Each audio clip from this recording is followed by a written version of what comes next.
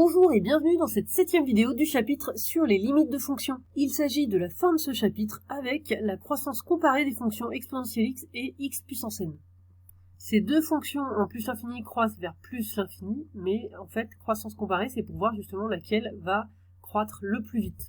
Alors le résultat c'est le suivant, la limite quand x tend vers plus l'infini de e puissance x sur x puissance n c'est égal à plus l'infini. C'est une forme indéterminée a priori. Donc ça signifie que c'est l'exponentielle qui croît toujours le plus vite et qui l'emporte sur x puissance n avec n qui est un entier naturel fixé.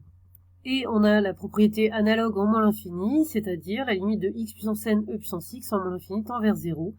Là aussi c'est une forme indéterminée a priori. Quand x tend vers moins l'infini, x puissance n tend soit vers moins l'infini soit vers plus l'infini, mais e puissance x tend vers 0. Donc c'est une forme indéterminée et en fait là aussi c'est l'exponentielle qui l'emporte, puisque la limite au final sera 0, c'est-à-dire celle de l'exponentielle. La démonstration de cette limite sera dans la vidéo suivante. Là, tout de suite, nous allons voir un exemple d'application de cette propriété. Donc, a priori, ceci, c'est une forme indéterminée, puisque exponentielle x, quand x tend vers plus infini, tend vers plus infini, et x carré aussi tend vers plus infini. Donc, ça donne, entre guillemets, plus infini moins plus infini, et donc, a priori, c'est une forme indéterminée.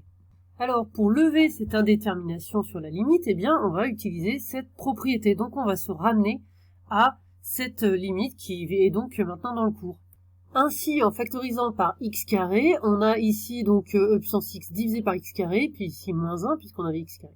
Donc là, on a bien une limite de croissance comparée qu'on va pouvoir utiliser.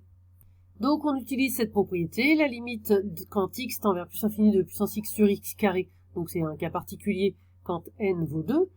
Donc cette limite vaut plus infini. Ensuite, dans la parenthèse, on a moins 1. Comme ceci tend vers plus infini, moins 1, ça ne change rien. Ça tend toujours vers plus infini.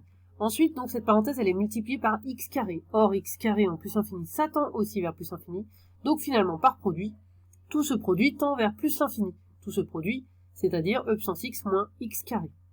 Voilà, donc quand on se retrouve avec une forme indéterminée pour une limite avec exponentielle x et puis x puissance n, eh bien ce qu'il faut retenir déjà c'est que c'est toujours exponentielle x qui l'emporte.